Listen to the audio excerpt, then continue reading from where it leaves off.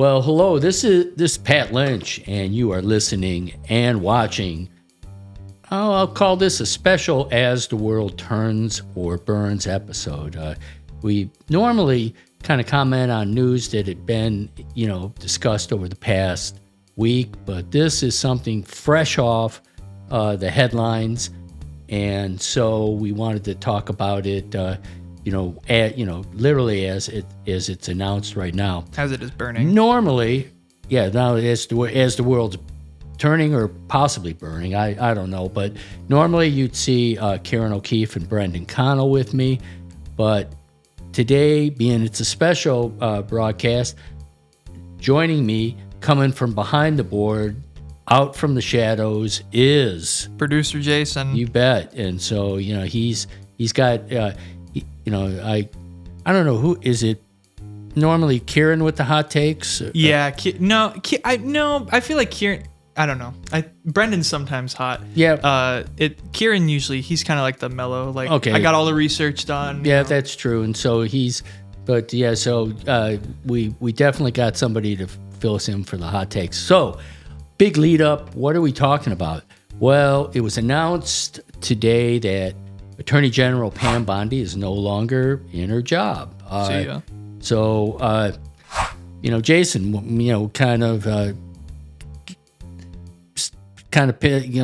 sum up what happened. So, it just broke like 2 hours ago. The CNN article has officially been updated 9 minutes ago, but it was probably 4 hours ago. Right. At about noon, Central Standard Time, Pam Bondi was kicked from essentially the Trump regime, as we would call it. Well, they got a new unnamed special opportunity for her somewhere. Yeah. Just like with Kristi Noem and an ambassadorship to Guam or something. There was some good Kristi Noem news too. But yeah, so Pam Bondi was fired as the Attorney General and will now be replaced by, I just looked it up because I was curious, it's going to be the Deputy Attorney General, who's Todd Blanche. I don't really know anything about him. He's scary thing. Well, Bondi was as well, but he's a personal attorney for Trump. Yeah. So he was one of his defense attorneys when he was being sued in New York City by Letitia James. And he's also defended Trump on a whole bunch of other suits. So he's basically just, my guy, my lawyer now is the head of justice. And also speaking on that thing that I'm looking at this article. So the CNN article, which is funny, says that so the president wrote on True Social that she will be transitioning to a much needed private job a new job in the private sector, and he praised her for her great work in the administration, but did not give any reasons as to why she was gone. Yeah, only thing missing was spend more time with her family. That usually is something thrown. What was the Kristi Noem one? It was. We're putting her into this new special envoy to the protection of the galaxy or something. The Galactic Wizard Alliance needed a new secretary. But the Pam Bondi thing. I saw people riled up. I don't go on Twitter, but on Threads, people were pretty happy. Now, granted, I think Threads kind of has like what's the leftovers of Twitter, so not the slop of Twitter. Right. So I would imagine people on Twitter are probably, I don't know. I don't really know how people in MAGA truly feel about Pam Bondi. I know there was a lot of people who didn't like her. Right.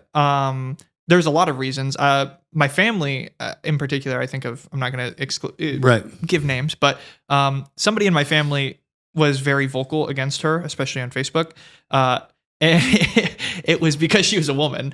So I feel like you're definitely gonna have a lot of that camp, but I feel like also with Pam Bondi in particular, she just didn't, I think this is an easy fire for him.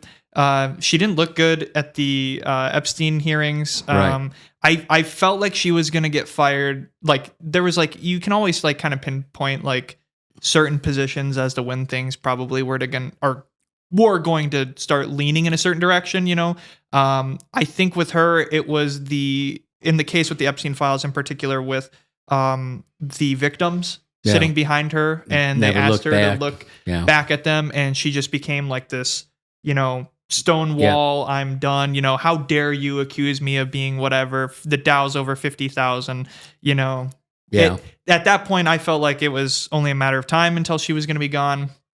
The other thing too is this is kind of going back to some longer U.S. history, but a lot of the people that tend to get blamed for things, you always try to find a scapegoat for stuff. I mean, if you've ever watched the TV series The Boys, it's like the classic political maneuvers. You always try to find the easiest scapegoat to dump all your problems onto. This person was doing this or leading this coalition. Think about like the Marco Rubio thing. I feel like there's a lot of people that are setting up, Marco Rubio is the shadow president right now. It kind of gives Trump an easy scapegoat to possibly say like, this Iran war was actually this undersector of Marco Rubio influencing me or whatever. You get stuff like that. But I feel like with this in particular, I feel like we're going to have a Nixon situation. If you recall, I believe Nixon's attorney general got fired for the Watergate scandal and those issues, and actually got tried. I think he went to prison. I don't remember. Yeah. But I feel like we could possibly see Pam Bondi getting some sort of prosecution charge over this. Yeah, and there's always the Trump pardon that lingers. But kind of my take is that Trump wanted, the problem that Donald Trump had with James Comey was that he was not his guy. He expected the Justice Department to be his legal enforcers, and that's not what the Justice Department is. But in Donald Trump's mind, that's what it should be. And coming in, he deliberately placed her there because that's what he thought. Okay, this is, she's going to be my gal, and she's going to go and help me on two things. One is to vigorously defend the policies of our administration, and then two is to vigorously go after everyone on my enemies list. Yeah.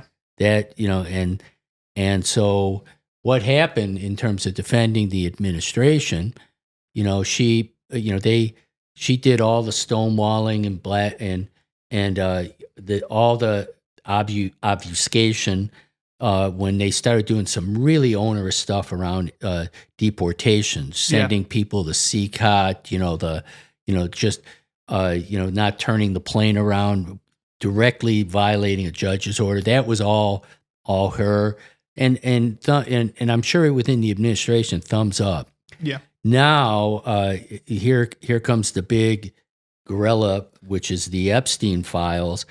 And she just blew it from day one. She had all the files ready to be released to the world, and it was this huge nothing burger. And it turns out everything hasn't been released. And then the trickle of information that came down was heavily redacted. Yeah. And what do you have now? You have a groundswell of and an uprising from the GOP side.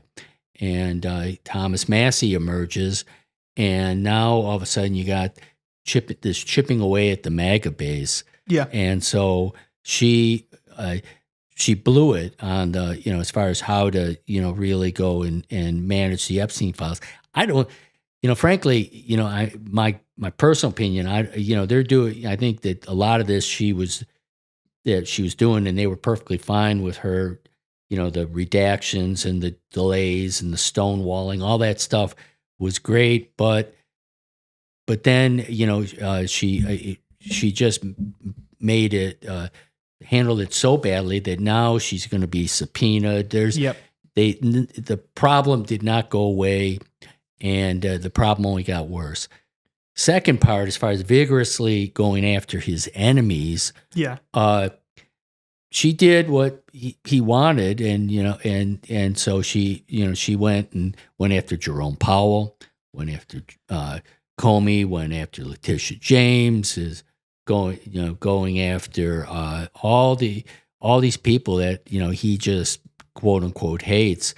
Problem is that no matter who it was, but in the case that since it's her, there was no case there. So all of a sudden, it's like everything fell apart. There was no evidence. There was nothing that you could use to get a grand jury indictment. And sure enough, all of a sudden, these grand juries started to fail. And for Donald Trump, that that is not the answer. It's that you didn't try hard enough. You didn't do the right thing. And so she fell really short on that. So that is the second, so the two reasons why, failing on defending the administration, failing to go after the enemies is what ended up costing her a job. One last thing as far as, and what you're seeing is that Donald Trump is such a unique political animal. Mm-hmm. And the bombastic, insulting, just speaking off the cuff, that works for only one person, and that's him. Yeah. And you look back at Pam Bondi's congressional hearing, and she had little zingers for everybody that would question, and she would be shouting, and it didn't work. Kristi Noem did it. Kash Patel, who's probably now on the potential hit list. On the hit list, yeah. He's done that, and who's handled it well? Guys like Tom Homan, even though he took a bag of cash, when you get him in a hearing, he acts calm, rational. He just answers he doesn't lose his cool or try to be bombastic, and that's just one of those things that people try to lead. A lot of times in organizations, people will try to emulate the leader. Yeah, and that's what we're seeing. It only works for one. Yeah, he's so darn unique. So here's God. I'm going on for a bit, but here's the thing.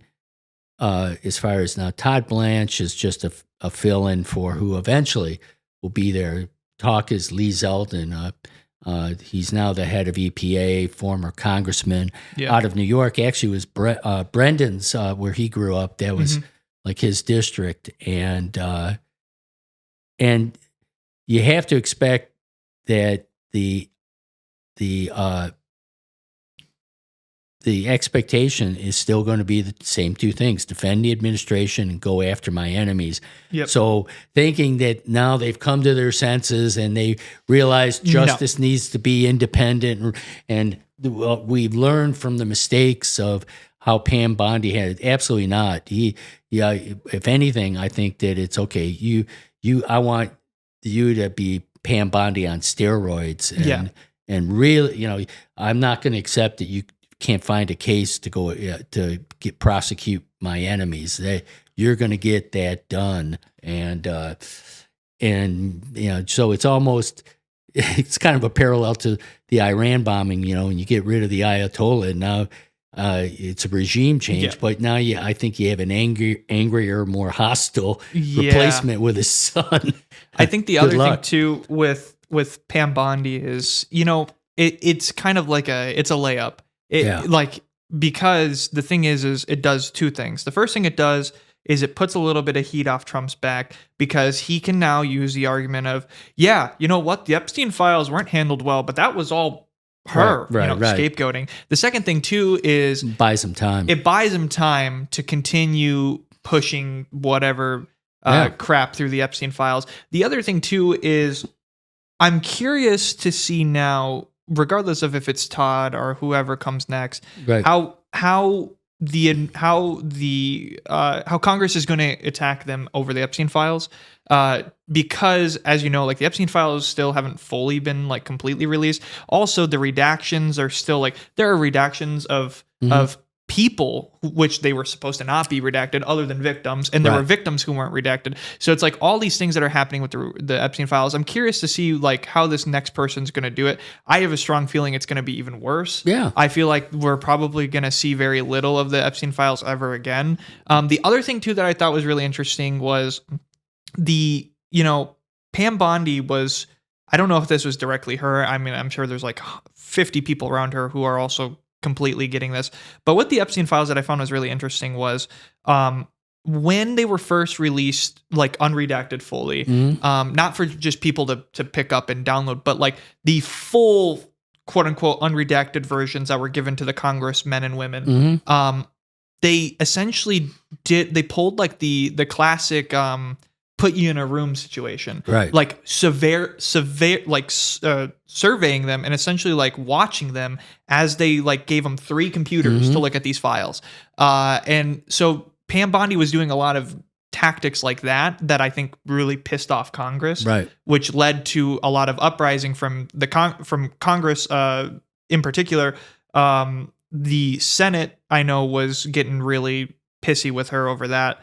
And so I think it comes to the point where this next person is going to have one of 2 options. They're either going to be able to kind of, obviously they're going to be a Trump puppet, but it's whether or not how much they want to do it. Do they want to go scorched earth and just go full blown? We're not going to do any more stuff. I'm going to, stonewall every question. Are you going to get some of that leeway, like where we're going to be following the law a little bit, like with Pam Bondi, where at least like some of the Epstein files were released?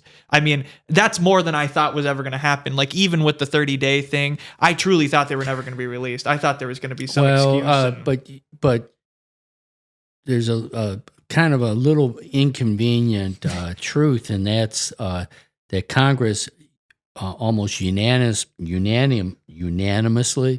passed a law that all the files must be released, and they gave 60-day window. They went way past that, but it's still the law, and they're still in violation of the law. And the way things are looking, the House could switch to be a Democrat majority in November, and then look out. They're going to be coming after this with vengeance.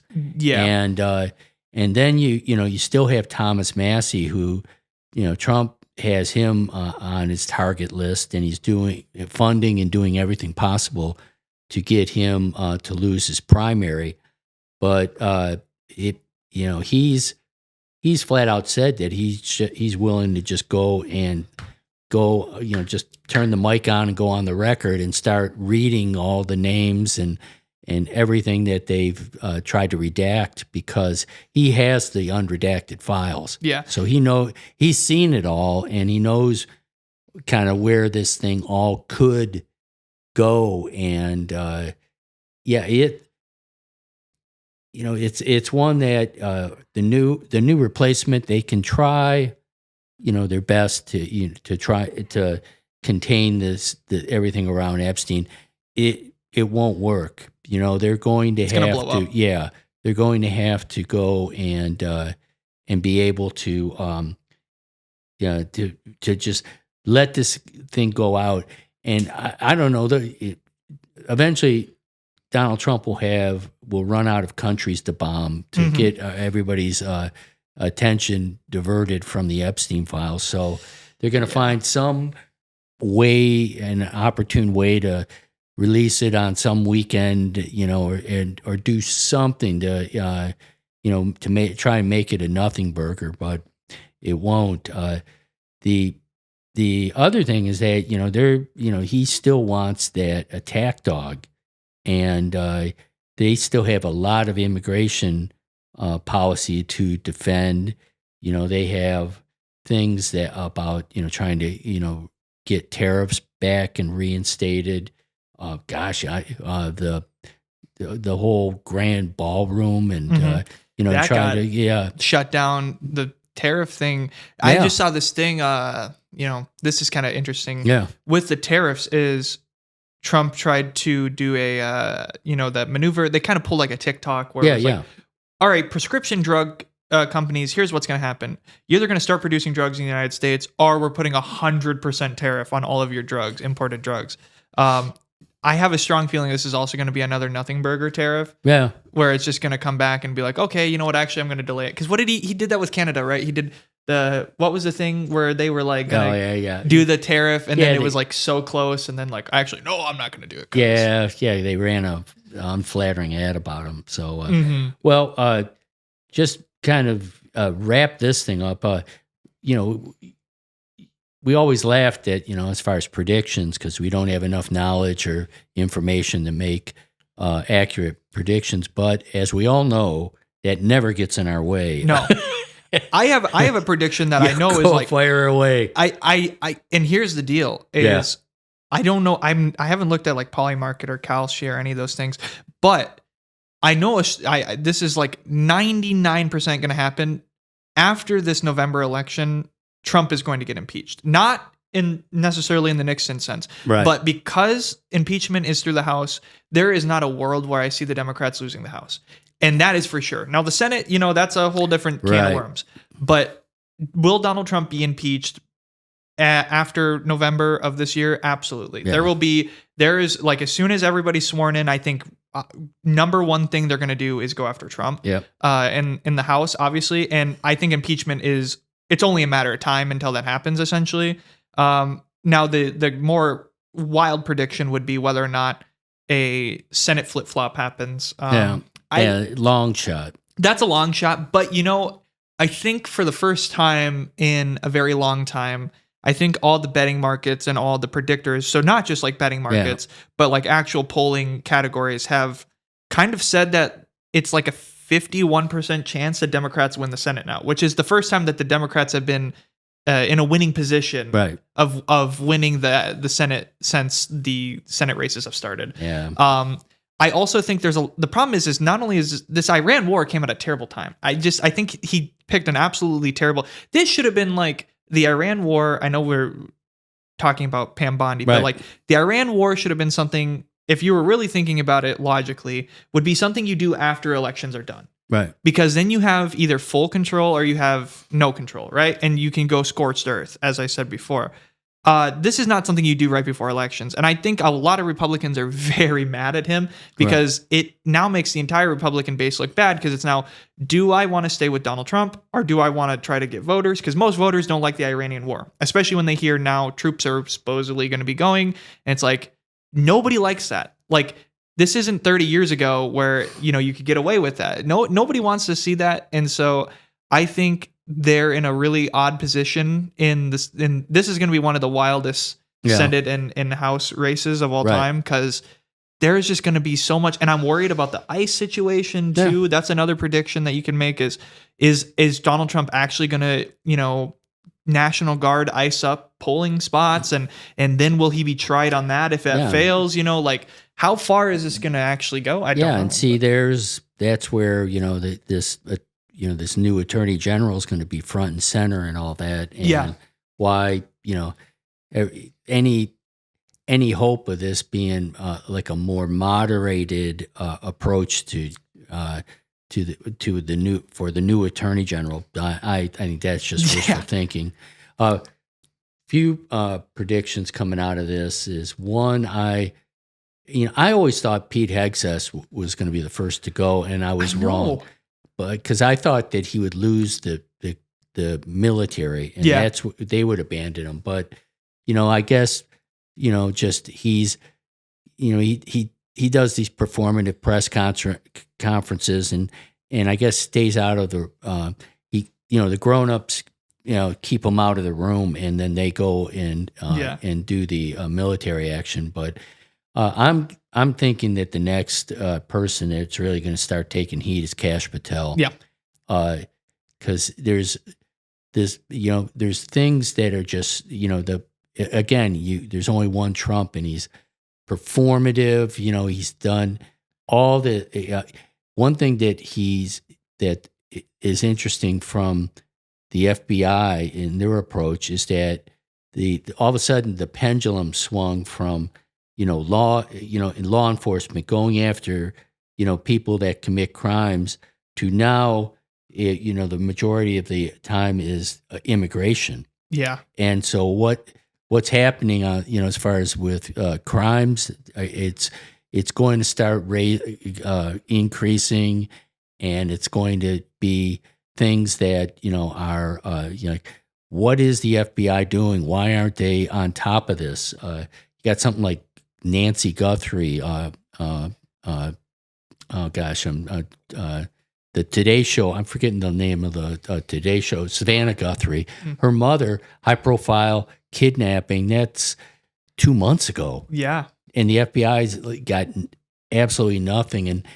And sometimes that happens, but there's all these little things that are going to just keep showing this level of incompetence and what he's done to the FBI, who has been run for decades as a highly effective, efficient branch of government. Now is they're saying, I think we need a change. So that's kind of where that all stands. So good time to wrap up. Yeah, that's a good time to wrap up. One thing I'll say about the FBI though is it's so the FBI used to be considered like a really scary organization to go up against, but I think honestly, if you were doing large-scale crime operations in the United States, I think there's never been a better time than doing it under the Kash Patel FBI, because they have been so like twiddling their thumbs. Like I haven't seen any like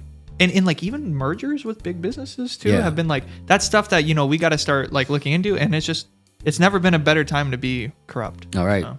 Well, perfect. What a way to end. Yeah, on a cheerful note. Well, thank you for listening, watching As the World Turns or Burns, special edition. And we'll be back again with another episode real soon. So please please subscribe, please tell your friends about us. We hope to build our audience. And thank you again for listening and watching. Take care.